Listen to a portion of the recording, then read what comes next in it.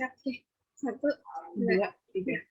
Assalamualaikum warahmatullahi wabarakatuh. Om Swastiastu, Namo Buddhaya, salam kebajikan. Halo semuanya yang menyaksikan siaran ini, semoga senantiasa dalam keadaan sehat, baik jiwa maupun raga ya. Amin. Baik, dalam kesempatan kali ini, saya Anindita Suciati dan partner saya, Adiba Atila, akan berdiskusi mengenai isu yang cukup menarik dan tidak ada habisnya untuk dibahas dalam tema podcast kesetaraan gender, tantangan perempuan di masa pandemi. Ya, namun kita berdua di sini nggak sendiri nih, karena kita akan ditemani oleh narasumber yang sangat luar biasa, yakni Ibu Najihah, SHIMH. Halo Ibu Najihah. Halo juga Mbak Adiba, Bagaimana Mbak kabarnya Anadia. Ibu? Alhamdulillah luar biasa dengan cuaca yang sudah mulai berubah ya, tapi tetap semangat tidak boleh berubah. Semangat. Okay. Baiklah, jadi di sini Ibu Najihah akan menyampaikan materi terlebih dahulu terkait topik kita, yakni tantangan perempuan di masa pandemi sebagai bahan diskusi kita nantinya. Langsung saja kepada Ibu Najihah kami persilahkan. Iya, baik. Bismillahirrahmanirrahim. Assalamualaikum warahmatullahi wabarakatuh. Waalaikumsalam warahmatullahi wabarakatuh. Alhamdulillahirabbil alamin wa bihi nasta'in wa la umuri dunya waddin. Wassalatu wassalamu ala asrofil anbiya'i wa mursalin sayyidina wa maulana Muhammadin wa ala alihi wa sahbihi ajma'in amma ba'du. Selamat sore semuanya, siang menjelang sore ya, siang masih siang ya. Siang semuanya, alhamdulillahirabbil alamin, puji syukur kehadirat Allah Subhanahu wa taala yang mana memberikan nikmat kepada kita semuanya sehingga kita pada siang menjelang sore hari ini kesempatan untuk berdiskusi. Kita akan membicarakan dengan tema yang sangat menarik tentang masih tentang seputar perempuan, terutama membahas perempuan di masa pandemi pada yang masih berlangsung sampai saat ini. Salat ma'asalam, tak lupa juga kita haturkan kepada junjungan Nabi kita, Nabi Agung Muhammad Shallallahu Alaihi Wasallam, yang merupakan juga salah satu tokoh yang sangat mencintai perempuan. Beliau adalah teladan kita bagaimana beliau memperlakukan perempuan, memperjuangkan perempuan dari masa jahiliyah yang tidak diakui sebagai manusia sampai pada saat ini yang memang perjuangannya belum final, yang masih harus kita perjuangkan atau kita upayakan bersama-sama sampai tujuan finalnya. Apa tujuan finalnya? Nanti kita akan bahas bersama-sama pada kesempatan hari ini. Oke, yang pertama kita memang akan membahas tentang bagaimana tantangan perempuan di masa pandemi. Begini, ini mestinya tentang gender ya. Bahwasanya memang ketika membahas gender, apa sih gender itu sendiri? Terus kemudian pertanyaan yang kedua adalah apakah gender itu atau kesetaraan perempuan itu masalah atau tidak sih? Itu pertanyaan yang sering dipertanyakan. Yang pertama, saya akan menjawab pertanyaan yang kedua terlebih dahulu. Apakah perbedaan gender itu menjadi masalah atau tidak sih? Sebenarnya jawabannya ada dua. Yang pertama, bisa menjadi masalah. Yang kedua, bisa tidak menjadi masalah. Kita yang menjawab yang pertama dulu. Kenapa gender ini menjadi masalah? Gender bisa menjadi masalah jika gender itu dijadikan dasar untuk mendiskriminasi atau melemahkan salah satu pihak. Gender itu tidak hanya berbicara tentang perempuan, tetapi bisa perempuan pun bisa laki-laki. Sehingga perbedaan gender itu bisa dijadikan pelemahan untuk laki-laki pun bisa untuk pelemahan perempuan atau mendiskriminasi laki-laki maupun perempuan. Itu nanti kita akan bahas lebih lanjutnya. Kemudian gender bisa tidak menjadi masalah ketika apa? Ketika perbedaan itu antara laki-laki dan perempuan tidak dijadikan sebagai dasar atau dalil untuk menindas atau memberikan ketidakadilan terhadap salah satu pihak. Nah, itu jadi bisa menjadi masalah, bisa tidak menjadi masalah. Oke, kemudian kita akan menjawab pertanyaan yang pertama, apa itu sih gender? Coba Mbak siapa tadi? Mbak Adiba. Coba sebutkan, kita diskusi ya, kita dialog saja. Coba yang dipikirkan tentang perempuan itu apa, Mbak? Mbak Adiba? Perempuan itu identik dengan lemah lembut, penuh kasih sayang, kemudian kodratnya yang melahirkan, menyusui, dan menstruasi. Oke, baik. Kemudian Mbak siapa Mbak Anin? Ya, Apa Mbak yang dipikirkan tentang laki-laki? laki-laki di pikiran saya itu, laki-laki itu sebuah kepala rumah tangga, pekerja, memberi nafkah, kuat. Kuat, oke. Apalagi? Barang-barang atau benda-benda yang simboliknya laki-laki? Barang-barang favorit laki-laki seperti mobil, bola. Mobil, oke. Ya, tadi yang disebutkan Mbak Anin dan disebutkan Mbak Adiba, itu ada yang bisa dipertukarkan, ada yang tidak bisa dipertukarkan. Yang tidak bisa dipertukarkan itu namanya jenis kelamin. Sifatnya biologis, sifatnya kodrati dari Allah, sifatnya takdir, tetap universal. Apa itu tadi yang disebutkan yang sifatnya jenis kelamin? Ada tadi menstruasi perempuan. Kalau laki-laki menghasilkan sperma. Kalau laki-laki tadi kalau kebendaan ada yang ini bukan bukan tabu ya, tapi ini adalah membahas tentang ilmiah, bahasa penis itu ilmiah. Kalau laki-laki punya penis, kantung sperma, sedangkan perempuan punya vagina, indung telur, kemudian sel telur, kemudian dia juga mempunyai rahim, kemudian juga mempunyai hormon yang namanya hormon prolaktin. Kemudian kalau tadi sifat misalkan ada yang namanya kuat, kemudian perempuan adalah lemah lembut, itu adalah sifat atau juga bisa disebut dengan konstruk sosial, bentukan dari sosial yang sifatnya itu bisa dipertukarkan atau ada kemungkinan laki-laki itu mempunyai sifat yang lemah lembut, ada juga perempuan juga ada yang mempunyai sifat yang kuat atau keras seperti itu. Ini adalah yang namanya gender, konstruk sosial. Jadi ini adalah bentukan dari lingkungan. Gimana lingkungan itu yang membentuk, maka bisa jadi perempuan itu menjadi kuat, menjadi tangguh. Pun bisa jadi laki-laki menjadi lemah lembut dan sebagainya. Itu yang dinamakan dengan gender.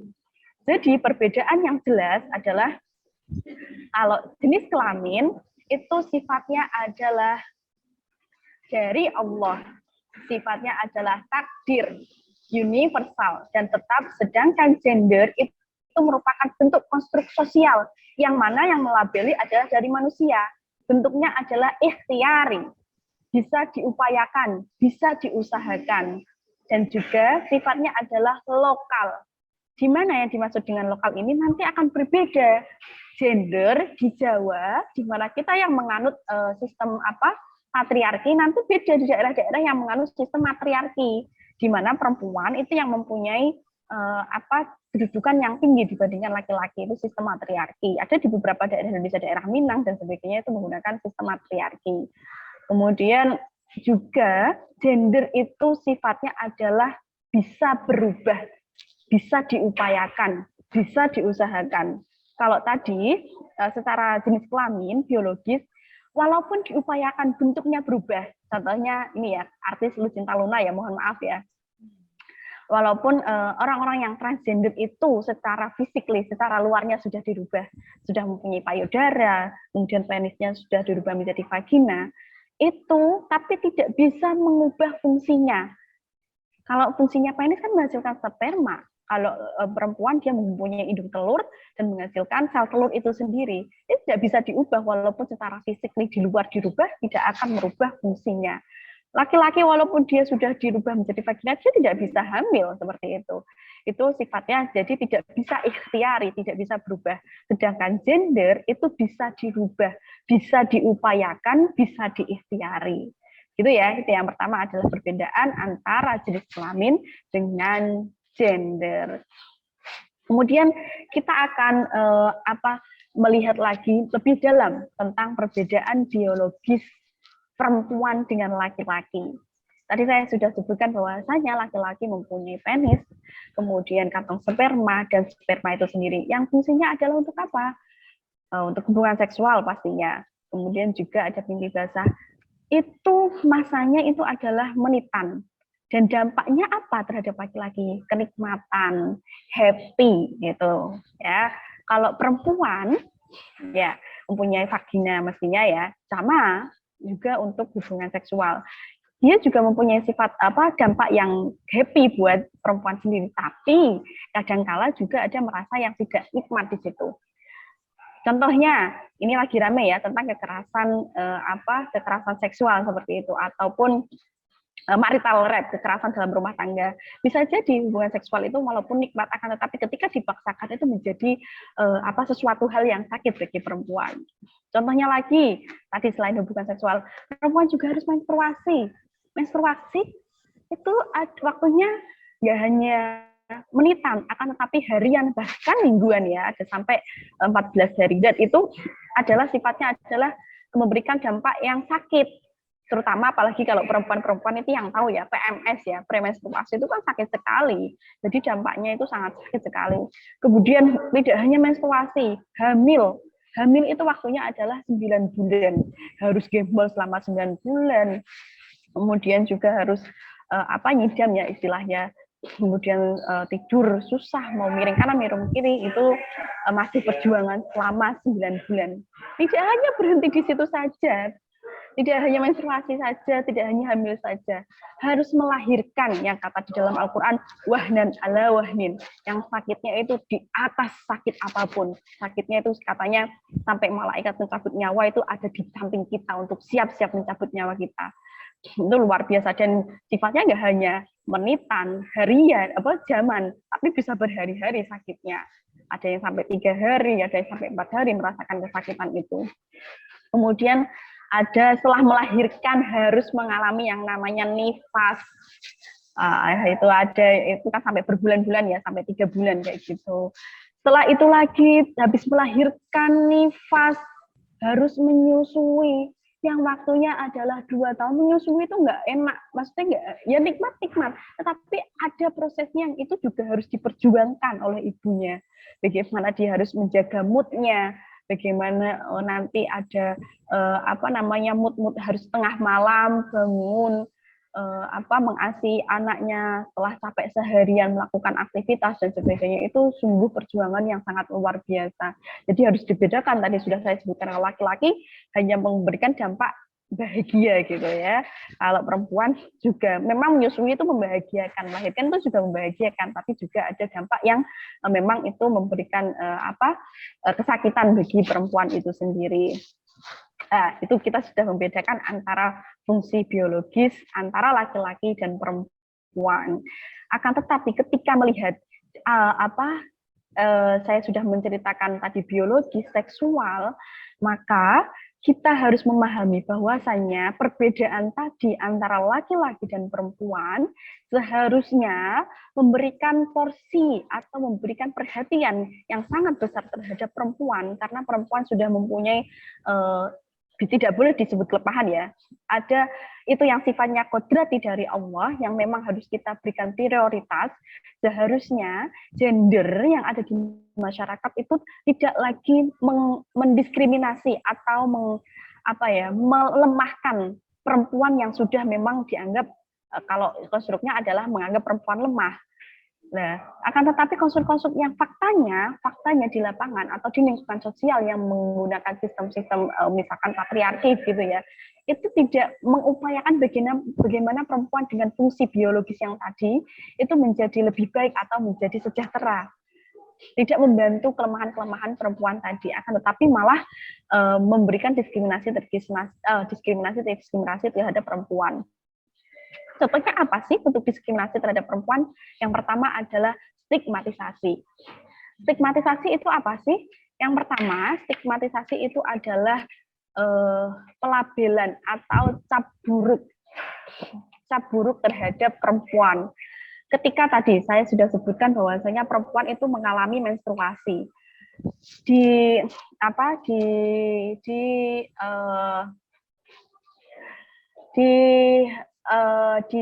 di Nepal, mohon maaf, di Nepal itu ada tradisi yang namanya Chhaupadi, di mana ketika perempuan yang mengalami menstruasi itu dia tidak boleh ada di dalam rumah.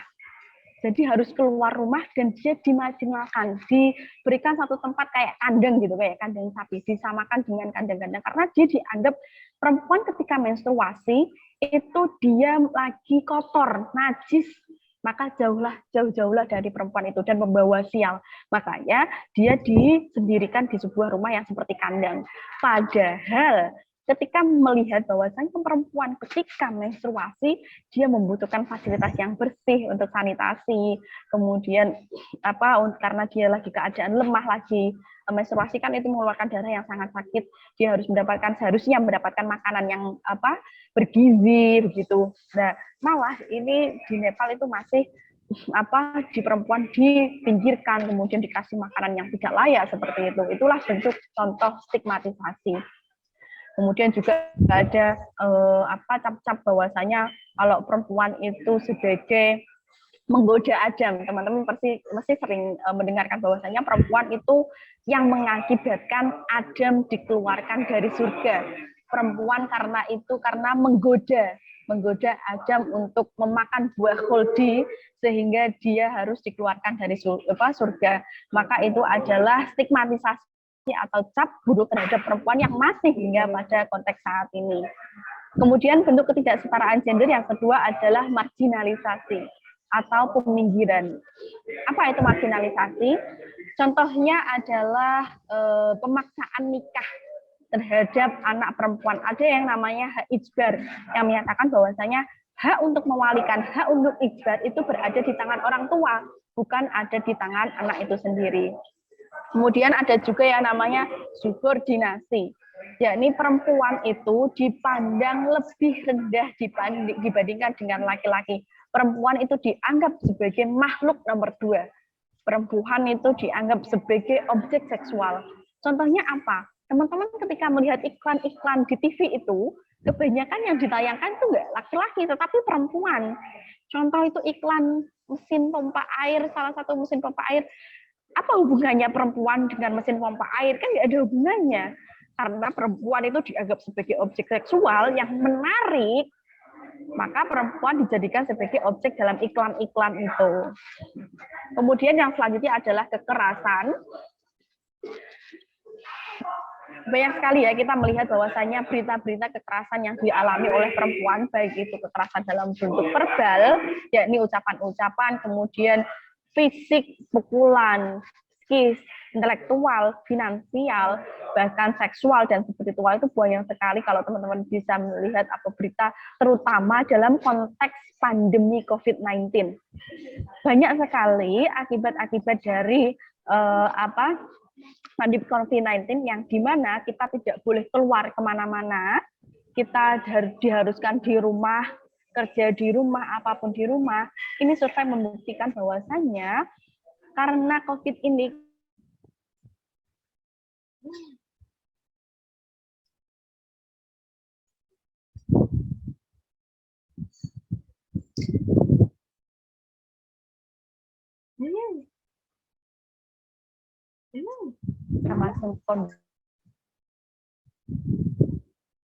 beban ganda. Yang terakhir adalah beban ganda.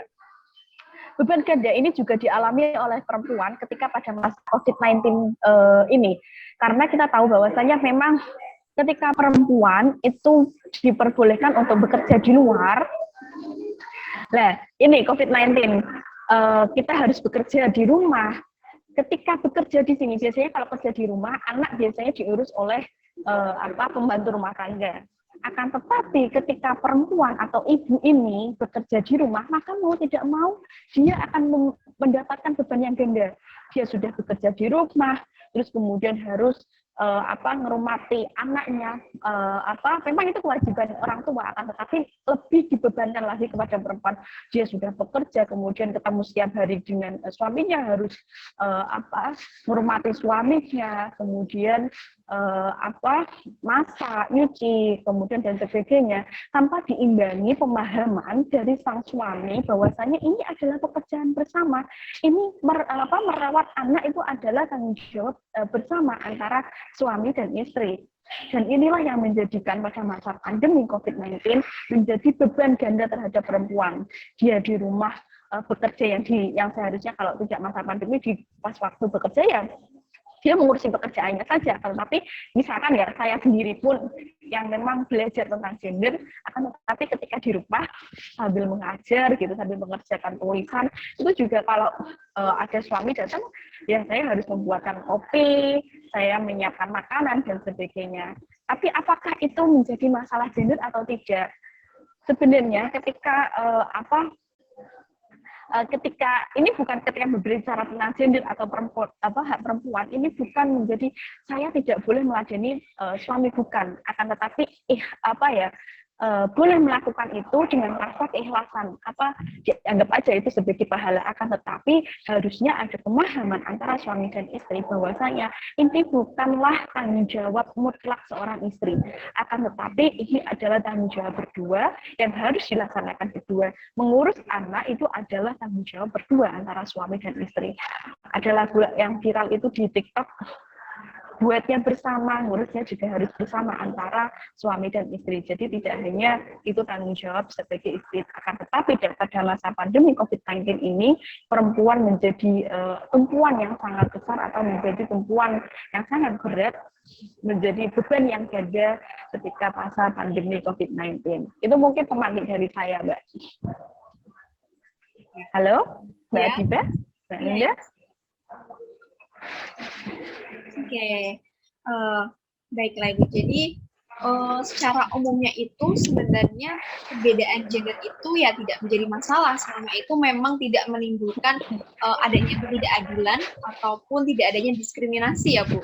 Tapi kan tapi pada kenyataannya seperti yang Ibu bilang tadi, seperti kekerasan seksual maupun beban ganda itu di masa pandemi itu semakin meningkat. Bahkan secara pribadi kemarin kan ada teman saya yang PPL-nya itu di DP3A, yang Dinas Pemberdayaan Perempuan dan Anak-anak itu banyak sekali laporan terkait kekerasan pada perempuan dan anak di masa pandemi, karena mereka di masa pandemi itu lebih banyak berkumpul di rumah. Kemudian akhirnya ketika ada stres kerja, yaitu ya dilimpahkannya atau dikeluarkannya ke anak maupun ke istri. Nah, kalau misal nih Bu, seperti itu, baiknya apa yang harus kita lakukan ya Bu? Karena kan sebenarnya untuk lapor ke dinas pun itu prosesnya itu lama gitu. Iya, betul Mbak. Memang ini yang dibutuhkan adalah kepekaan, kemudian juga pemahaman, terutama adalah pemahaman tentang gender, di mana edukasi gender inilah yang memang sangat diperlukan atau dibutuhkan kita bersama, pemahaman tentang gender bahwasanya perempuan itu tidak mutlak wilayahnya di dalam domestik, atau istilahnya adalah perempuan itu kasur, sumur, dapur. Itu pemahaman-pemahaman atau konstruk-konstruk yang memang harus kita sudah ubah. Maka ketika terjadi kekerasan, maka sesungguhnya itu pemahaman yang salah adalah bahwasanya itu merupakan masalah pribadi atau masalah domestik rumah tangga yang orang lain itu tidak usah atau tidak perlu untuk tahu. Sesungguhnya itu ketika terjadi kekerasan itu bukan lagi menjadi kekerasan domestik atau bukan menjadi masalah pribadi rumah tangga, akan tetapi itu sudah menjadi ranah pidana dan itu menjadi haknya negara untuk memberikan konsekuensi hukum terhadap pelaku. Maka apa yang harus dilakukan? Yang pertama adalah harus merekonstruksi pemahaman masyarakat bahwasannya laki-laki dan perempuan itu mempunyai hak yang sama, hak bekerja yang sama, dan kemudian dalam rumah tangga itu juga mempunyai kewajiban yang sama. Kewajibannya dalam hal untuk mengerjakan pekerjaan rumah tangga pun dalam hal untuk merawat anak-anak mereka, memberi nafkah anak-anak mereka. Itu sesungguhnya mereka harus memahami bahwasannya di dalam rumah tangga itu bukan kamu kepala rumah tangga dan saya adalah ibu rumah tangga, bukan. Itu suami dan istri itu adalah partner partner komplit saling melengkapi. Dia ada partner linearship atau partner yang harus saling mendukung, harus saling memenuhi kebutuhan antara satu sama yang lain, harus saling mendukung antara satu sama yang lain.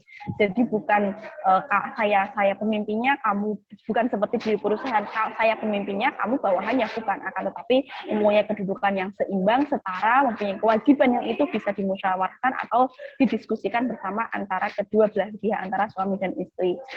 Kemudian yang kedua, itu edukasi ya. Kemudian yang kedua harus mengedukasi kepada perempuan-perempuan juga bahwasannya ketika terjadi kekerasan, ketika tetangganya tahu, harusnya itu bukan lagi sebagai masalah domestik atau masalah mereka berdua, akan tetapi itu sudah di dalam masalah kekerasan ya, sudah masuk dalam ranah pidana, sehingga mau tidak mau harus dilaporkan, baik itu di Komisi Perlindungan Perempuan maupun kantor kepolisian yang terdekat ataupun kepada pihak-pihak yang berwenang, misalkan di desa seperti itu, dalam ranah yang sangat simpel, lapor aja ke petugas desa yang terdekat, begitu nanti desa akan melaporkan ke kabupaten, nanti ada PKPA dan sebagainya, nanti bisa dilanjutkan. Kemudian ada juga banyak sekali LBH seperti LBH API, kemudian PKBI, kemudian ada LBH Femina, ada banyak sekali LBH yang nanti insya Allah bisa membantu untuk pendampingan. Pun kalau di UIN Wali Songo, ya ini di UIN Wali Songo sedikit mengulas bahwasanya di UIN Wali Songo itu juga ada LBH namanya LPKBHI. LPKBHI yang berkantor di UIN Wali Songo, Fakultas Syariah dan Hukum. Saya pun juga tergabung dalam LPKBHI. Ketika terjadi kekerasan seksual, itu bisa melaporkan kepada LPKBHI dan nanti bisa mendapatkan pendampingan secara gratis, secara cuma-cuma sampai final. Nanti dalam hal misalkan nanti sampai ranah kepidana, nanti juga kita ada advokat-advokat yang bisa membantu membantu korban-korban ini sampai kepada ranah pidana. Akan tetapi sayangnya sekali karena orang-orang Indonesia ini mempunyai sifat yang sangat neriman gitu ya istilahnya. Ya wes lah, biasanya dilakukan kekerasan kepada suami, ya wes lah nggak apa-apa lah kayak gitu, nerima ya wes lah nggak apa-apa, nanti Gusti Allah yang balas kayak gitu. Itulah yang menjadikan sifat mereka tidak mau melaporkan itu. Ini ranah pribadi, nanti takutnya juga yang ditakutkan, takutnya juga nanti kedengaran tetangga-tetangga, nanti malah jadi nggak enak, nanti malah jadi gunjingan. Itu juga yang menjadikan penghalangan penanganan korban-korban kekerasan seksual. Mohon maaf, kekerasan nggak hanya kekerasan seksual ya, kekerasan dalam rumah tangga, kekerasan fisik, kekerasan verbal. Kekerasan itu tidak hanya dalam hal pemukulan dan sebagainya, kan, tapi juga kekerasan bisa terjadi dalam bentuk kata-kata yang itu tidak enak. Kadang banyak sekali laki-laki yang dia menganggap istrinya itu bukan sebagai partnernya, bukan sebagai orang yang harus disayangi, yang harus dihormati gitu ya. Dia dengan begitu saja ngomong yang kasar seperti itu. Nah, itu bisa jadi dilaporkan. Namun sayangnya dalam konteks pembuktian itulah yang menjadi sangat susah. Pembuktian ketika kekerasan visual mungkin sekarang bisa ya menggunakan record HP. Tetapi pembuktian di pengadilan itu masih dipersulit, masih menjadi hal yang sangat susah untuk dibuktikan ketika terjadi kekerasan dalam bentuk visual atau visual verbal seperti itu. Pun ketika terjadi marital rape itu adalah kekerasan dalam rumah tangga.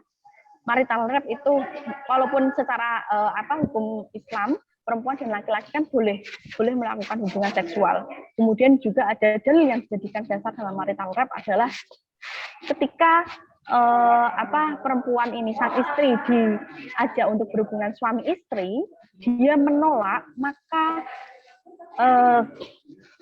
semalam suntuk dia akan dilaknat oleh malaikat. Itu yang sering dijadikan dalil untuk menghalalkan marital rape.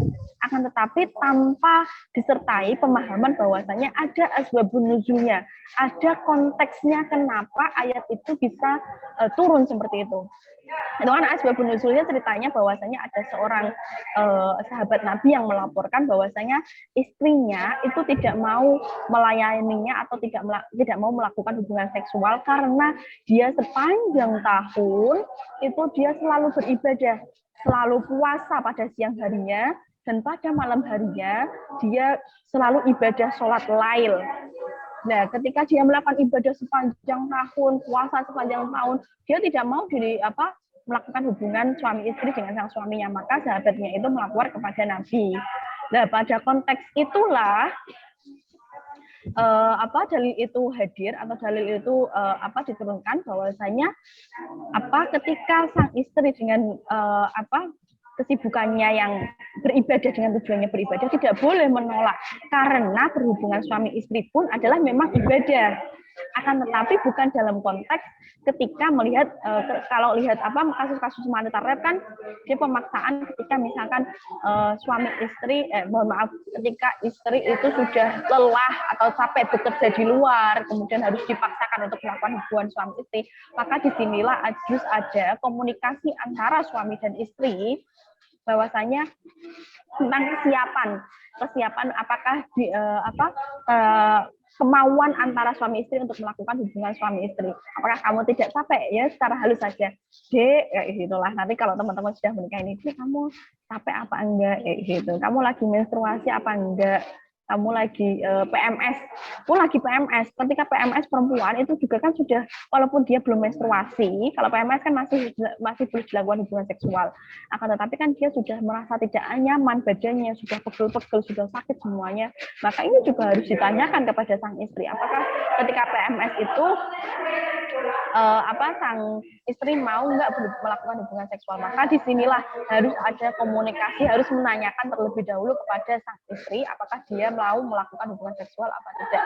Harus ada komunikasi. Inilah yang disebut dengan menghormati hak istri tanpa memaksakan dalam kondisi-kondisi tertentu. Karena laki-laki tidak mengalami yang namanya tadi PMS, tidak mengalami juga beban ganda yang tadi dialami oleh perempuan. Gitu, Mbak. Oke, baik Ibu. Berkaitan dengan pemahaman masyarakat Ibu. Tadi kan Ibu sedikit menyinggung tentang hal itu, di mana perempuan itu identik dikaitkan dengan orang yang di dapur, di ranjang, kemudian nyuci, gitu aja kan. Dan sebenarnya kepercayaan ini tuh masih banyak dijunjung tinggi oleh masyarakat pedesaan. Kan di desa saya pun ketika ada perempuan yang bekerja itu agak gimana gitu, kecuali pekerjaannya itu udah sampai yang PNS, tapi kalau pekerjaannya yang masih biasa-biasa aja tuh dianggap sepele gitu. Bagaimana nih caranya untuk memberikan pemahaman kepada masyarakat yang mana itu sudah seperti menjadi budaya yang sangat melekat gitu, Bu? Iya, inilah yang diperjuangkan oleh tokoh kita R.A. Kartini ya. R.A. Kartini sudah memperjuangkan ini. Sebenarnya yang bisa merubah adalah pendidikan. Pemahaman dari masyarakat itu yang bisa dirubah adalah pendidikan. Maka kadang R.A. Kartini itu sudah memperjuangkan pendidikan bagi perempuan. Yang mana dulu perempuan itu tidak boleh mendapatkan hak-hak pendidikan, maka Lajeng R.A. Kartini mau tidak mau dia harus memperjuangkan bahwasannya perempuan itu juga berhak untuk mendapatkan pendidikan.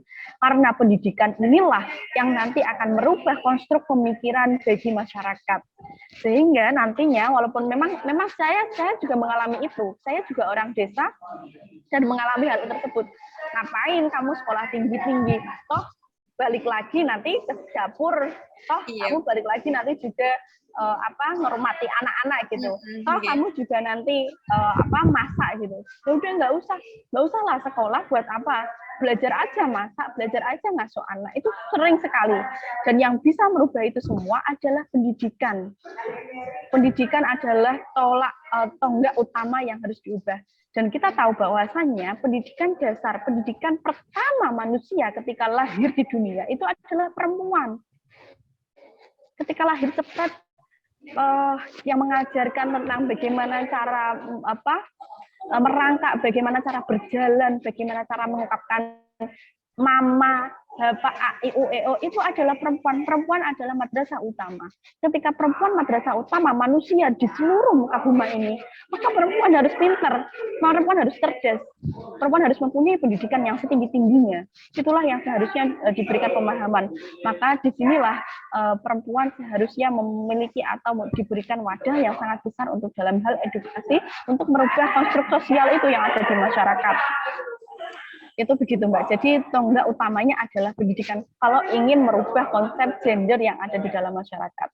Kemudian ini juga Mbak, sesungguhnya juga label-label tadi ya, peminggiran perempuan, kemudian ketidakadilan perempuan, itu sesungguhnya yang hadir itu adalah ada yang namanya pemahaman yang misoginis, pemahaman yang tidak yang salah pemahaman. Akan tetapi dalam konteks gender dalam Islam itu bukan pemahaman terhadap ayat-ayatnya.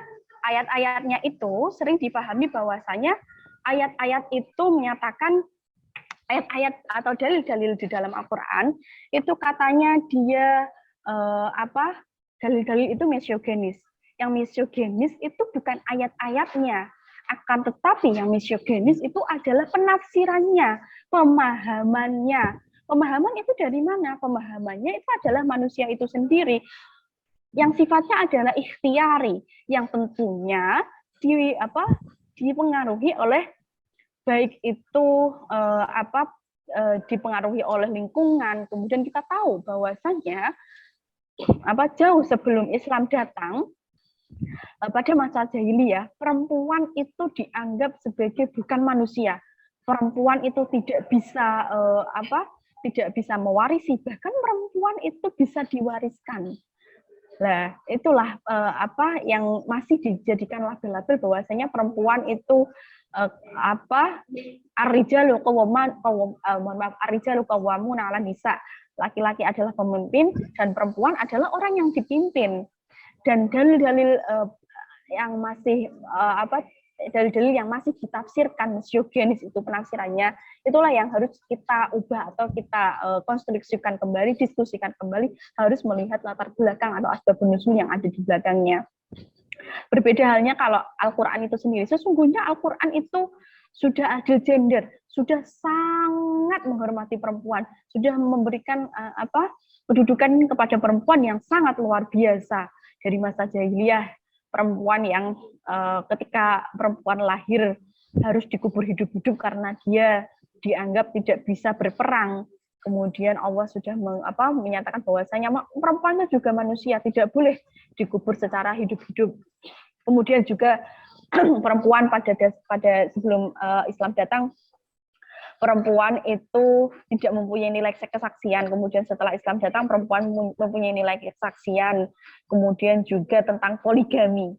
Pada masa jahiliyah, perempuan itu dinikahi tanpa batas. Seorang laki-laki itu bisa memiliki lebih dari 4 istri, bisa bahkan ratusan istri, terserah mereka mau punya istri berapapun. Akan tetapi setelah Islam datang, surat An-Nisa ayat 34, dia sudah memberikan batas maksimal 4 orang istri, akan tetapi ketika tidak bisa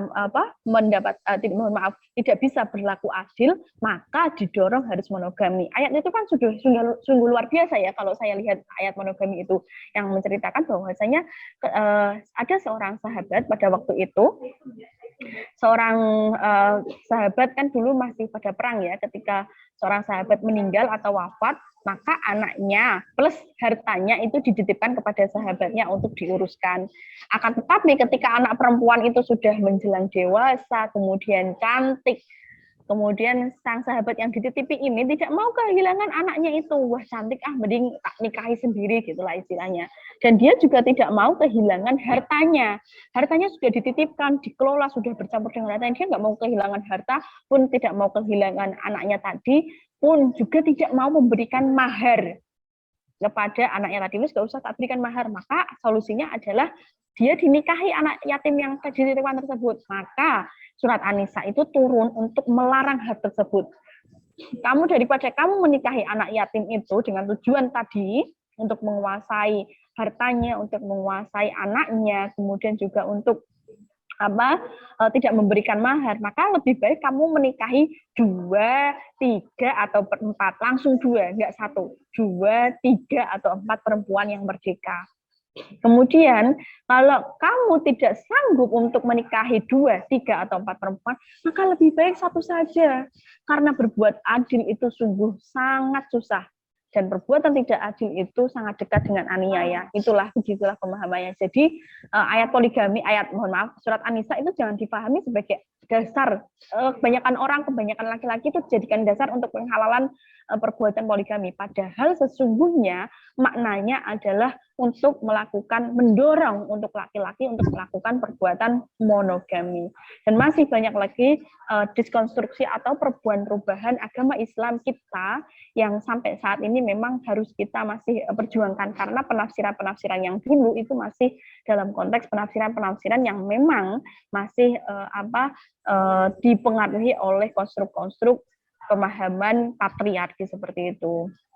Begitu. Dan pun dalam kondisi saat ini pandemi COVID-19 ini, ketika melihat dalam konteks pandemi ini perempuan-perempuan yang pun dia di dalam rumah tangga atau di dalam rumah tidak bekerja, sekarang banyak sekali perempuan-perempuan yang bahkan dia sebagai sumber ekonomi utama ketika sang laki-laki dipecat atau dikeluarkan dari perusahaannya, kantor-kantornya kan banyak sekali kemarin akibat pandemi pemotongan karyawan ya. Perempuan-perempuan ini yang menunjukkan atau bahkan data menunjukkan bahwasanya perempuan-perempuan inilah yang berhasil mengokohkan keluarganya dengan apa? Dengan jualan online. Banyak sekali perempuan-perempuan yang kreatif membuat jualan-jualan yang sifatnya adalah online dari rumah. Dia bisa menjual makanan-makanan secara online, apapun secara online. Perempuan-perempuan itu sesungguhnya dia mempunyai kemampuan yang sangat luar biasa dibandingkan sang suami. Maka perempuan-perempuan dengan segala keterbatasan yang secara biologis tadi, seharusnya laki-laki tidak menambah kesakitan secara biologis tadi, akan tetapi lebih kepada bagaimana membantu perempuan itu untuk meringankan beban-beban secara biologis tadi, terutama ini dalam hal pandemi COVID-19 harus ada pemahaman dari laki-laki untuk memahami bahwasanya tugas dalam domestik itu tidak hanya tugas perempuan, akan tetapi menjadi tugas bersama.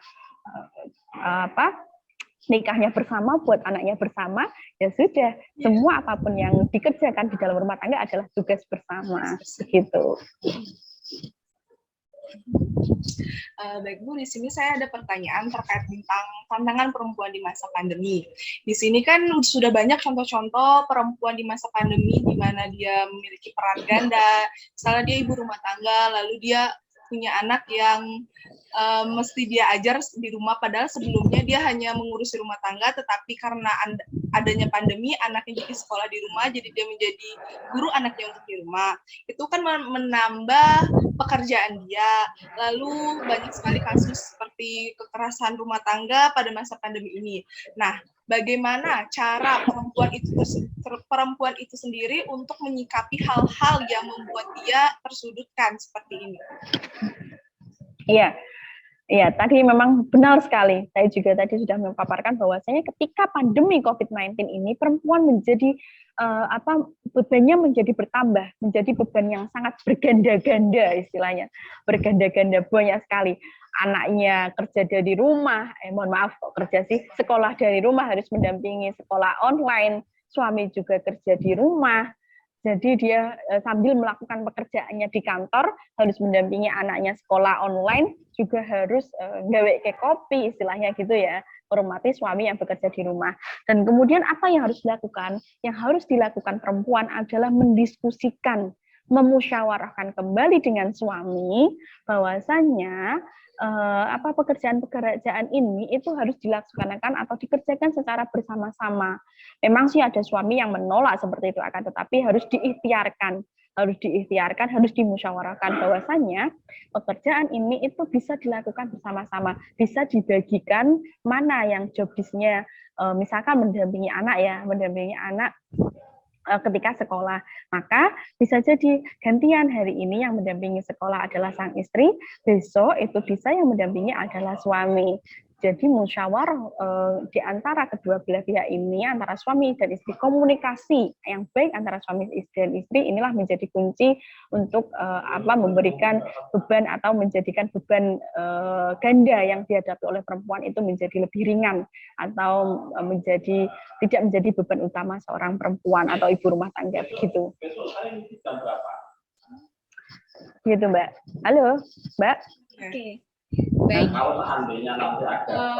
Itu kalau misalnya di rumah gitu lah, kalau berkaitan dengan pekerjaan sekarang, kan perempuan juga terkadang tidak lepas dari diskriminasi job di tempat kerja, yang mana perempuan itu terkadang dianggap lebih lemah. Tapi ya sebenarnya ada benarnya juga, Bu. Misalnya kayak perempuan itu ditaruh di pekerjaan yang lebih ringan, tapi sebenarnya kan bukan berarti perempuan nggak bisa ya, Bu, untuk mengerjakan pekerjaan lebih berat gitu. Kalau menurut Ibu seperti apa? Iya, memang ada beberapa tempat pekerjaan yang masih mendiskriminasi terhadap perempuan. Memang ini yang memang harus kita pahami bersama, bahwasanya dalam konteks di Indonesia yang masih lahir, kita akui bersama bahwasanya Indonesia adalah lahir dari rahim yang sifatnya adalah patriarki. Mau tidak mau kita melihat ketika berbicara konteks perundang-undangan pun, dalam undang-undang keluarga itu masih banyak sekali yang harus kita kritisi atau kita analisis bersama, dan masih dalam proses amandemen, bahwasanya ada beberapa undang-undang yang masih mendiskriminasi terhadap perempuan, undang-undang cipta kerja dan sebagainya. Perempuan masih dianggap sebagai makhluk yang sekunder atau sebagai makhluk perempuan nomor 2 dibandingkan dengan laki-laki. Maka ada teori yang namanya keadilan hakiki yang dikonsepkan oleh Bunyai Rofi'ah. Beliau adalah Beliau adalah dosen tafsir gender dari dari IAIN Cirebon kalau nggak salah. Bahwasanya dia menyatakan bahwasanya memang ketika melihat perempuan dengan tadi yang saya sebutkan, bahwasanya perempuan mengalami yang namanya pengalaman biologis, kemudian ada pengalaman sosial yang saya tadi sebutkan. Ke pengalaman biologis dan pengalaman sosial inilah yang harus digunakan menjadi kacamata dalam lensa keadilan gender. Jadi kacamata-kacamata inilah yang harus kita perhatikan ketika misalkan dalam hal pekerjaan, misalkan di pabrik ya, ini yang masih diupayakan oleh pekerja-pekerja pabrik, bahwasanya ketika perempuan ketika menstruasi itu kan membutuhkan fasilitas yang khusus seperti itu. Maka diupayakan ketika menstruasi hari pertama, para buruh pabrik itu harus mendapatkan cuti menstruasi. Dulu ada, akan tetapi pada konteks saat ini dulu tuh pernah ada cuti menstruasi, akan tetapi di Undang-Undang Cipta Kerja itu dihapuskan. Dan inilah yang menjadi kritisi bersama para ahli gender, para karangan gender. Kemudian juga ada yang namanya cuti untuk melahirkan.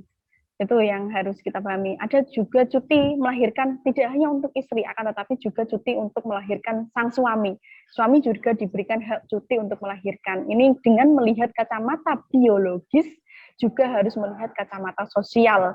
Yang dimaksud dengan melihat kacamata biologis dan sosial di sini, jadi melihat pengalaman-pengalaman biologis tadi, pengalaman menstruasi, hamil, melahirkan, nifas, dan menyusui, dan pengalaman sosial tadi, stigmatisasi, marginalisasi, subordinasi, kekerasan, dan beban ganda ini, harus ada memang pembedaan untuk perempuan. Tadi sudah saya sebutkan, seharusnya ada cuti pada saat menstruasi, harus ada cuti untuk melahirkan, pun seharusnya ada fasilitas-fasilitas yang diberikan untuk ibu-ibu menyusui ketika di tempat kerja. Makanya sekarang ada fasilitas-fasilitas Wigreen yang ada di UIN Wali Songo, itu juga sekarang kampus itu wajib ada tempat untuk menyusui, ada untuk pumping ASI ya, harus diwajibkan. Jadi satu ruangan itu wajib harus ada tempat untuk pumping ASI begitu. Nah, inilah yang harus kita pahami, memang karena kita adalah konstruksi masih menggunakan konstruk patriarki, di mana masih belum final atau masih belum 100% adil gender, maka inilah yang harus kita perjuangkan bersama atau masih diupayakan bersama untuk menuju kepada yang namanya keadilan gender gitu, teman-teman. Baik, Ibu. Sekarang masuk ke yang agak sensitif mungkin ya, Bu ya. Ini karena berkaitan dengan agama. Yang ingin saya tanyakan, bagaimana sih Bu dalam agama sebenarnya peran seperti apa kedudukan ya antara laki-laki dan perempuan? Karena seringkali kalau pemahamannya secara kecil aja itu ibaratnya kok perempuan seperti di bawah laki-laki Bu gitu. Mulai mungkin dari perannya ya, laki-laki kan memimpin keluarga, perempuan di rumah saja gitu. Kemudian ketika keluar harus mendapatkan izin suami gitu. Sebenarnya itu ya juga baik ya, tapi terkadang memberikan kesan kok perempuan seperti di bawah ketiak laki-laki gitu. Kalau menurut Ibu bagaimana? Iya, inilah konstruk yang masih bias gender ya. Tadi sudah saya jelaskan bahwasanya dalam konteks Islam, ayat-ayat Al-Quran maupun hadis itu sesungguhnya bukan bias gender. Sebenarnya ayat-ayat Al-Quran dan hadis itu dia sudah memberikan pesan bahwasannya ayat-ayat tersebut memberikan kedudukan yang sangat luar biasa terhadap perempuan. Akan tetapi penafsiranlah dari makna manusialah yang masih memberikan penafsiran yang bias gender atau belum ramah gender. Contohnya nih, dalam penafsiran tentang surat An-Nisa ayat 34 Ar-Rijalun tentang ya surat An-Nisa ayat 34 tentang Ar-Rijalu qawwamuna 'alan nisa yang menyatakan bahwasanya laki-laki itu pemimpin dari perempuan. Akan tetapi ayat ini tidak dilihat atau tidak melihat bahwasanya Qawwam itu artinya itu bukan pemimpin yang laki-laki itu, bukan, akan tetapi lebih kepada konteks tanggung jawab. Yang dimaksud qawwam adalah siapa yang bisa bertanggung jawab, itulah yang dikatakan sebagai pemimpin yang bertanggung jawab. Ketika melihat konteks saat ini, ketika melihat laki-laki banyak yang dikeluarkan dari pekerjaannya, perempuan sebagai sumber nafkah utama, apakah laki-laki itu bisa dikatakan sebagai pemimpin kembali gitu? Kadang juga ada laki-laki yang sakit, misalkan dalam kondisi sakit yang sangat parah. Apakah laki-laki ini bisa dijadikan sebagai pemimpin atau qawwam?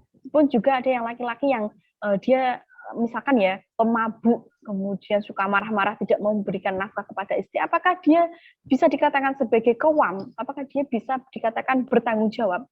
Tidak bisa. Bisa jadi perempuan yang menjadi yang menjadi pemimpinnya, yang menjadi qawwamnya. Maka penafsiran terhadap surat An-Nisa ayat 34 tidak lagi kepada Ar-Rijal itu seorang laki-laki, akan tetapi Ar-Rijal itu adalah pemimpinnya, yang siapa yang bisa bertanggung jawab, disitulah yang bisa dikatakan sebagai seorang pemimpin. Tidak mutlak seorang laki-laki. Bisa jadi dalam kondisi tertentu, misalkan tadi yang sang laki-lakinya adalah seorang pemabuk yang tidak bisa memberikan nafkah, tidak bisa bertanggung jawab, maka bisa jadi perempuan lah atau sang istrinya lah menjadi pemimpin dalam rumah tangga. Kemudian ada juga tadi penafsiran ayat surat An-Nisa ayat 3 ya tentang poligami ya. Itu juga menjadi penafsiran dasar yang dijadikan selalu dalil poligami yang menggunakan surat An-Nisa itu, tanpa melihat bahwasannya sesungguhnya ayat tersebut itu bukan ayat poligami, akan tetapi ayat monogami. Akan tetapi dalil-dalil yang didasarkan orang-orang yang melakukan poligami menggunakan surat An-Nisa ini sebagai sunnah Rasul. Ini bukan sebagai sunnah Rasul. Konteksnya pada waktu itu berbeda dengan konteks saat ini. Pada waktu jahiliyah, seorang laki-laki bisa melakukan pernikahan bahkan lebih dari 4. Tapi ketika Allah ingin merubah sesuatu keadaan, itu tidak langsung mutlak. Kalau orang kan misalkan dari panas yang ngeter kayak gitu ke tempat dingin kan langsung kaget, langsung badannya meriang dan sebagainya. Tetapi Allah mengubahnya secara step by step. Kalau istilahnya punya Nur Rafiah itu ada konsep yang ada keadilan yang nanti final, dan sekarang kita masih dalam tataran prosesnya, belum sampai finalnya begitu. Kemudian juga ada modus penafsiran bias gender dalam surat Al-Baqarah ayat 228 yang menafsirkan laki-laki itu satu tingkat di atas perempuan tanpa melihat asbabun nuzulnya itu dari penafsiran tentang konsep rujuk ya, di mana ketika itu surat Al-Baqarah ayat 224 itu bahwasanya laki-laki itu satu tingkat di atas perempuan. itu melihat bahwasanya konteks pada waktu itu harus dilihat asbabun nuzulnya. Konteks waktu itu adalah berkaitan dengan rujuk. Ketika melihat konteks rujuk ini, ada seorang perempuan yang mana ketika terjadi perceraian, maka masa iddahnya perempuan yang hamil itu nanti akan lebih panjang dibandingkan perempuan yang tidak hamil. Jadi kalau iddahnya perempuan hamil adalah sampai dia melahirkan, maka dalam waktu iddah itu dia tidak boleh menikah dengan laki-laki yang lain, seperti itu. Nah, ketika ayat ini turun, itu ketika perempuan itu dilarang tidak boleh menyembunyikan kehamilannya karena takut masa iddahnya lebih panjang. Nah, yang boleh melakukan rujuk atau yang lebih berhak untuk melakukan rujuk itu adalah sang mantan suaminya itu sendiri, karena perempuan itu tidak boleh menyembunyikan kehamilannya. Jadi asbabun nuzulnya itu bukan karena laki-laki itu di atas tingkat dibandingkan perempuan, akan tetapi laki-laki di atas tingkat lebih dibandingkan dengan laki-laki yang lain untuk menikahi sang perempuan itu. Maka perempuan itu yang hamil tidak boleh menyembunyikan kehamilannya, karena kalau disembunyikan nanti dia masa iddahnya itu lebih panjang, yang pertama konsekuensinya.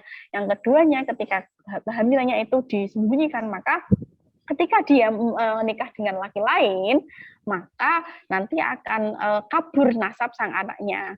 Maka yang lebih berhak menikahi sang laki-laki itu, sang perempuan itu adalah mantan suaminya. Maka mantan suami itu lebih mempunyai satu derajat dibandingkan dengan laki-laki lain, bukan kepada perempuannya itu. Itu maksudnya seperti itu. Nah, itu adalah dalil-dalil yang sering dijadikan oleh para laki-laki, terutama dijadikan dasar sebagai untuk mendiskriminasi terhadap perempuan, tanpa melihat ayat-ayat yang banyak sekali sesungguhnya, ayat-ayat yang menyatakan bahwasanya perempuan itu sama dengan laki-laki, subjek yang seutuhnya haknya sama terhadap laki-laki, walaupun secara biologis memang berbeda, akan tetapi perbedaan itu tidak dijadikan dasar untuk menambah kesakitan perempuan atau menjadikan subordinasi, terus kemudian beban ganda dan sebagainya terhadap perempuan, akan tetapi seharusnya lebih kepada memuliakan perempuan, karena perempuan sudah disebutkan perempuan itu yang melahirkan, makanya harus dihormati, bukan malah ditindas lagi seperti itu. Contohnya surat Al-Mu'minun ayat 12 sampai ayat 16 itu yang menyatakan bahwasanya laki-laki dan perempuan itu sama-sama manusia secara spiritual, terciptanya dari jiwa yang sama, min nafsi wahidah. Itu surat An-Nisa ayat 1. Dan secara biologis tercipta dari bahan dan proses yang sama, yakni dari tanah, ya, min nutfah. Al-Mu'minun surat Al-Mu'minun ayat 12 sampai 16. Kemudian ada juga surat Az-Zariyat ayat 56. Laki-laki dan perempuan itu sama-sama diciptakan untuk menyembah Allah. Jadi manusia dan jin diciptakan hanya untuk menyembah kepada Allah, atau sifatnya adalah tauhid. Kemudian juga ada surat Al-Ahzab ayat 72. Manusia itu diciptakan sebagai khalifah fil ard, yang tujuannya adalah untuk menciptakan kemaslahatan. Kemaslahatan untuk siapa? Tidak hanya untuk laki-laki saja, tetapi juga untuk laki-laki dan perempuan dan anak-anak dan seluruh makhluk yang ada di muka bumi ini. Kemudian ada lagi surat Al-Hujurat ayat 13. Martabat manusia itu tidak ditentukan oleh jenis kelamin. Yang menentukan martabat manusia itu adalah takwanya. Kemudian ada lagi surat At-Taubah ayat 71, laki-laki dan perempuan mukmin adalah saling tolong-menolong, menjaga aulia, menjaga membantu antara satu sama yang lain. Kemudian ada surat Al-An'am ayat 97, laki-laki dan perempuan adalah independen. Nanti manusia-manusia itu akan kembali kepada Allah dengan sebagai dirinya sendiri.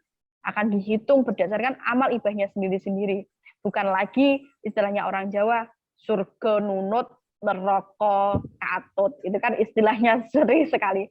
Ya udah, kalau nanti Kalau suaminya masuk neraka, ya udah istrinya masuk neraka gitu. Kalau suaminya masuk surga, ya istrinya masuk surga, tergantung sang suaminya. Tidak, min nafsi wahidah.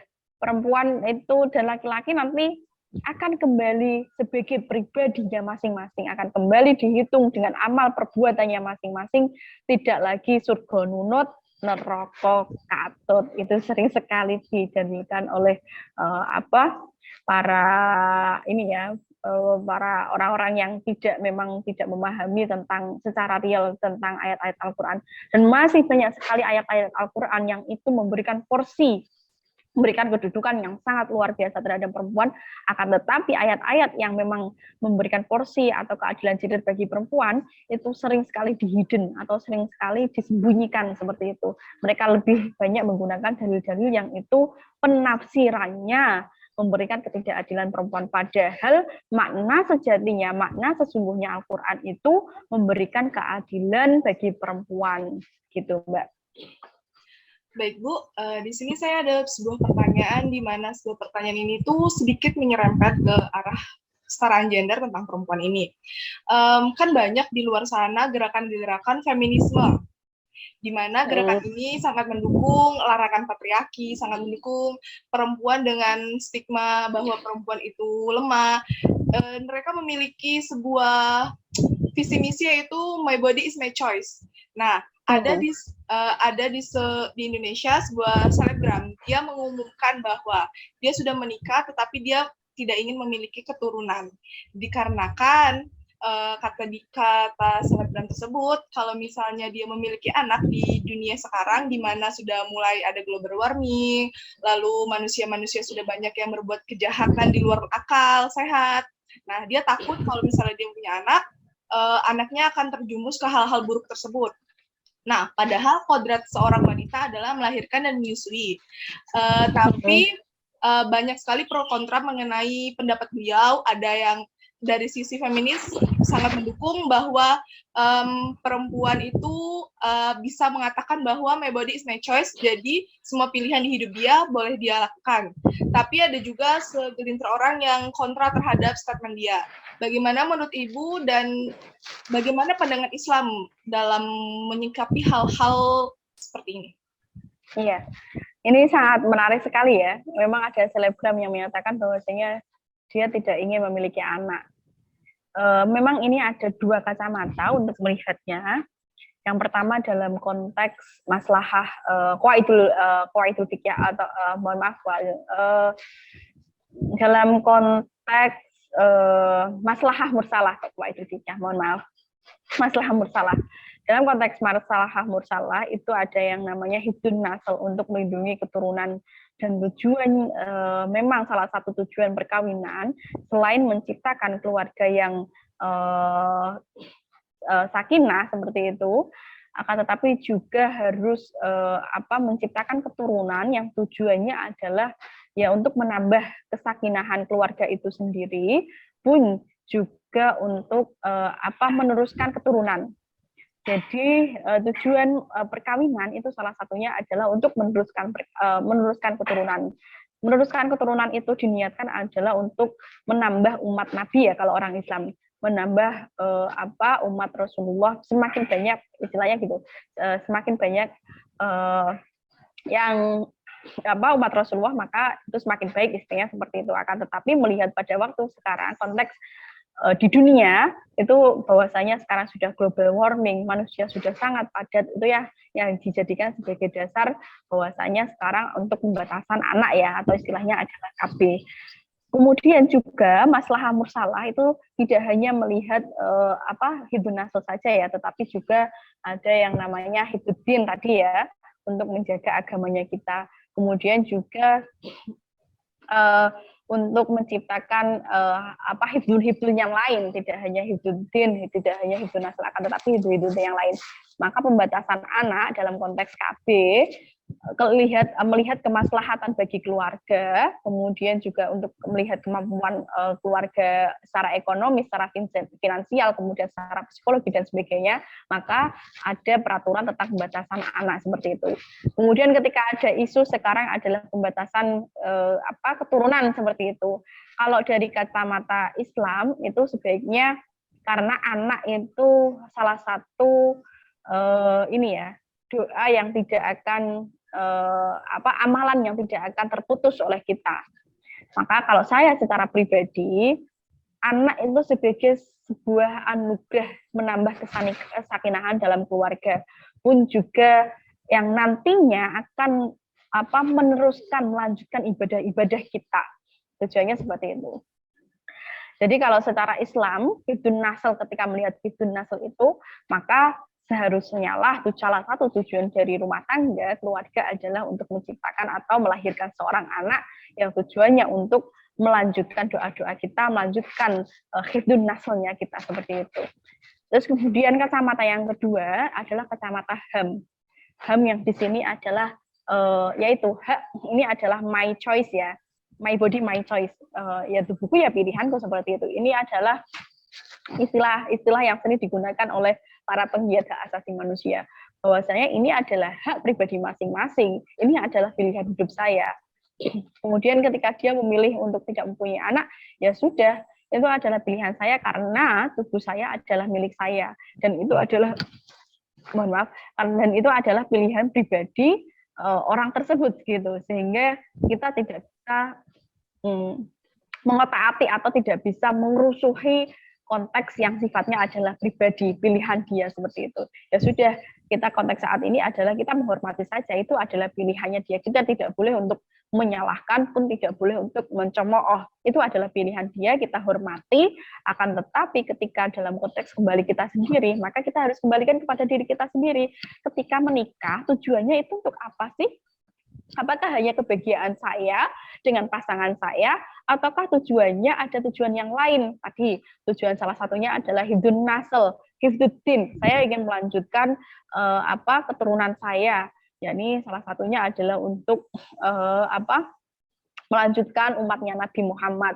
Kemudian saya juga ingin bahwasanya salah satu amalan ibadah yang tidak terpotong adalah doa sang anak-anak kita. Maka yang diharapkan adalah seperti itu. Maka keharmonisan atau kesakinahan keluarga saya yaitu dengan melahirkan seorang anak. Pun banyak sekali ya keluarga konteks saat ini yang berjuang, dia harus mengeluarkan uang sampai beratusan juta untuk mendapatkan sang anak. Contohnya adalah Saskia ya, artis ya, Saskia Sungkar ya.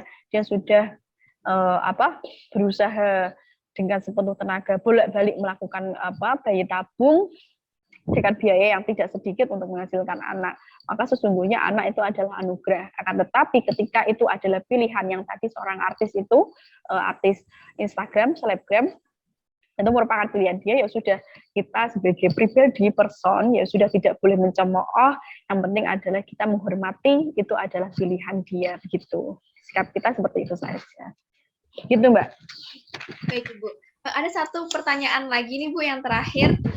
Ya. Sebenarnya ini pertanyaannya sederhana, tapi saya sendiri tidak bisa memberikan jawaban yang baik. Gitu. Jadi pertanyaannya seperti ini.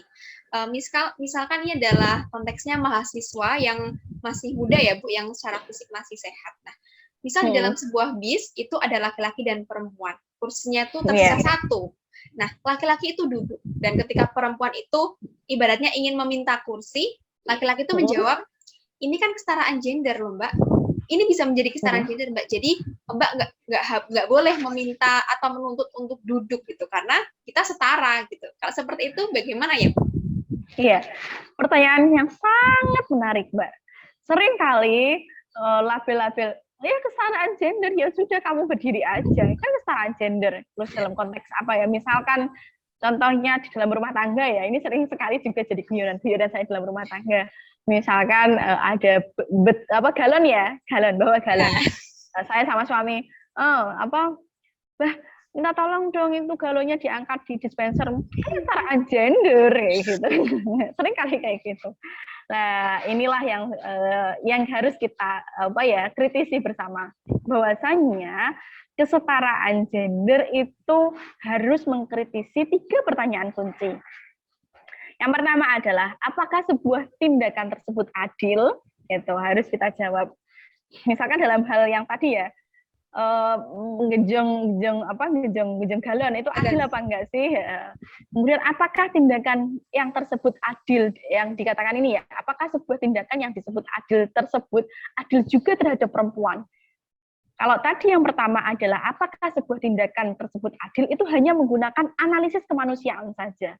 Akan tetapi pada konteks yang pertanyaan kedua, apakah tindakan yang tersebut dikatakan adil, adil juga bagi perempuan? Karena belum tentu adil bagi laki-laki, belum tentu dia adil bagi perempuan.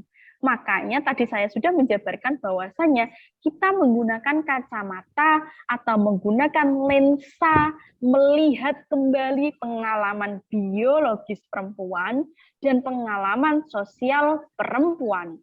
Pengalaman sosialnya, pengalaman biologis perempuan misalnya dalam BIS tadi. Pengalaman biologisnya perempuan misalkan bisa dalam kondisi keadaan hamil. Maka dia membutuhkan prioritas untuk tempat duduk. Kemudian menyusui atau gendong anak, maka dia wajib untuk mendapatkan prioritas tempat duduk. Juga ditambah dengan pengalaman sosial yang dimana perempuan sangat rentan sekali mengalami yang namanya kekerasan, pelecehan seksual di dalam BIS. Maka harus ada pemisahan tempat duduk atau spesialisasi tempat duduk bagi perempuan dengan melihat kacamata sosial perempuan lebih rentan mengalami kekerasan atau pelecehan seksual secara BIS. Kemudian pertanyaan selanjutnya, apakah pengkhususan perempuan, tempat duduk perempuan di dalam BIS itu menjadi keadilan? Apakah itu yang dinamakan keadilan gender? Maka yang harus digunakan kacamata adalah bukan adil gender itu bukan berarti sama, bukan. Akan tetapi adil gender itu adalah bagaimana melihat kebijakan itu dengan menggunakan kacamata tidak dari laki-lakinya, akan tetapi dari perempuannya. Belum tentu suatu kebijakan tadi ya, galon belum tentu adil itu harus sama-sama gotong banyu, bukan, akan tetapi melihat tadi pengalaman biologis dan pengalaman sosial perempuan. Maka saya tidak bisa sharing di sini ya. Makanya ada satu gambar itu yang tadi di PPT saya ada yang kesadarannya itu ada yang namanya dalam konteks realitas di konteks kesadaran yang namanya kesadaran yang sangat low, kesadaran yang masih patriarki, laki-laki itu dikasihkan tangga, padahal mau lihat audiens ya, mau lihat pertandingan gitu, ada pagernya, ada perempuan yang pendek, tubuhnya pendek, kemudian ada laki-laki yang tubuhnya tinggi, laki-laki itu malah dikasihkan tataannya kasih bangku yang sangat tinggi untuk bisa melihat pertandingan itu, sedangkan perempuan ya dikasih bangku itu dia sampai jinjit sampai loncat-loncat ya bisa melihatnya. Kemudian keadilan hakiki yang di sini yang disebutkan bahwasanya perempuan laki-laki kalau sudah bisa dia sudah bisa melihat pertandingan itu ya sudah nggak usah dikasih tumpuan, tapi perempuan yang tidak bisa melihat itu harus diberikan tumpuan atau ance-ance untuk bisa melihat pertandingan itu. Maknanya adalah ketika laki-laki di dalam BIS itu dia tidak mempunyai konsekuensi atau tidak mempunyai pengalaman biologis tadi, pengalaman biologis tadi tidak mengalami kehamilan, tidak mengalami gendong anak, menyusui, dan juga tidak mempunyai pengalaman sosial kekerasan, maka dia seharusnya harus memberikan tempat duduk yang bagi perempuan, karena perempuanlah dengan melihat pengalaman biologis tadi, dengan melihat pengalaman sosial sebagai salah satu korban kekerasan yang rentan sekali terhadap korban kekerasan seksual, maka seharusnya lah perempuan diberikan kursi yang khusus atau porsi yang khusus, sehingga itu akan mengurangi beban sosial, mengurangi pengalaman beban-beban sosial tadi, juga untuk mengurangi pengalaman biologisnya. Itulah yang dinamakan dengan keadilan gender yang hakiki. tidak harus sama rata, akan tetapi melihat pengalaman-pengalaman perempuan inilah, pengalaman sosial maupun pengalaman biologis, memberikan bagaimana caranya kita mengurangi beban-beban pengalaman sosial tersebut, dan bagaimana kita mengurangi pengalaman-pengalaman biologis perempuan ini, itulah yang dinamakan dengan keadilan gender yang hakiki, begitu Mbak.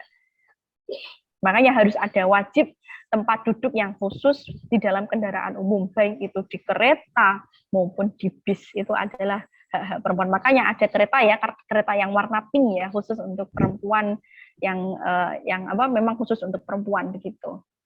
Dengan melihat pengalaman biologis dan pengalaman sosial. Gitu, Mbak. Baik, Ibu. Ya, tidak terasa ya Bu, kita sudah mengobrol panjang dan sudah banyak insight baru yang saya dan nantinya teman-teman juga akan mendapatkan hal itu melalui materi diskusi kita kali ini.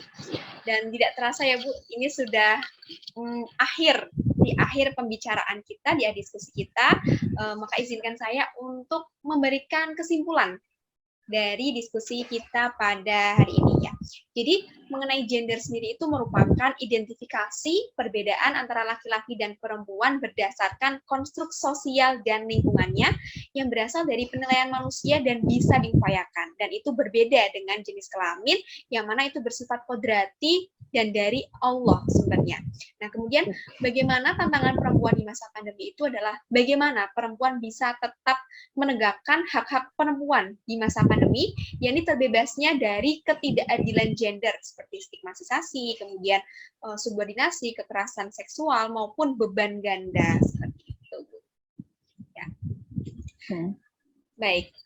Sebelumnya kami mewakili teman-teman KKN kelompok 138 mengucapkan terima kasih kepada Ibu Najihah yang telah memberikan kami kesempatan untuk belajar lebih banyak khususnya terkait topik diskusi kita hari ini, Bu. Kami juga mohon maaf. Terima kasih kembali. Terima kasih kembali, Mbak. Ya, Bu. Kami juga mohon maaf apabila terdapat tutur kata dan perilaku yang kurang berkenan. Semoga apa yang kita diskusikan hari ini bisa bermanfaat untuk kita semua. Amin. Amin. Amin. Baiklah, mari kita tutup diskusi kita pada pagi hari ini, Bu, dengan membaca hamdalah bersama. Sore hari ini, bukan pagi. Sore, oh iya, pada sore hari ini. Ya. Alhamdulillahirrabbilalamin. Alhamdulillahirrabbilalamin. Nah, sekian, terima kasih Bu. Sampai jumpa di lain sama-sama. waktu. Wassalamualaikum warahmatullahi wabarakatuh. Waalaikumsalam warahmatullahi wabarakatuh. Terima kasih.